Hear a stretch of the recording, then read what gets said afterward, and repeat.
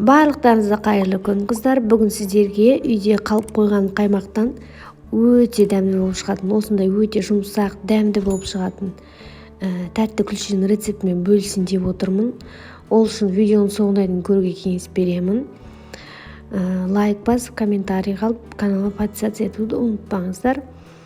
Ол үшін бізге ең алдымен осындай електен өткізілген ұн қажет болады. Ол ұнымыздың үстіне 250 грамм бөлме температурасындағы сары майымызды салып, осылай қолымызбен крошка жасап аламыз. Одан кейін оның үстіне осындай разрыхителімізді саламыз. 2 граммдай осындай жарты шай қасықтай ванилинімізді саламыз. Сосын жақсылап осылай қолмен араластырып аламыз. Оның үстіне жаңағы шекерімізді саламыз. Осылай құрғақ заттарымызды бірінші салып жақсылап араластырып аламыз.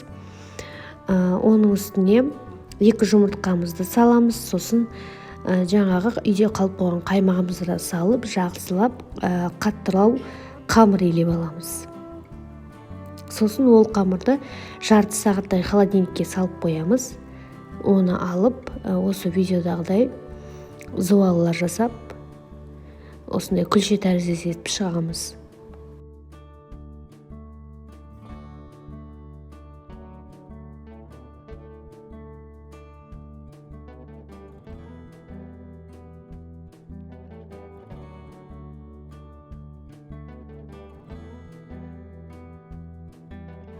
Қамырларымызды осылай құрт сияқты қолмен дөңгелектеп аламыз да, оны осылай пергамент қағаз төселген листімізге салып 220 градуста қызып тұрған пеште 30 минут бойы пісіріп аламыз. Міне қыздар, біздің осындай печеньелеріміз пісіп шықты. Пряниктеріміз өте дәмді болып шығады. Барлықтарыңызға ұнайды деген сенімдемін. Жасау жолы өте оңай әрі қарапайым. Үйдегі бар затпен жасай бересіздер. Барлықтарыңызға осы рецепт бойынша жасап көруге кеңес беремін. Егер видео ұнаған болса, лайк басып, комментарий қалдырып, каналыма подписаться етуді ұмытпаңыздар. Барлықтарыңызға ас болсын.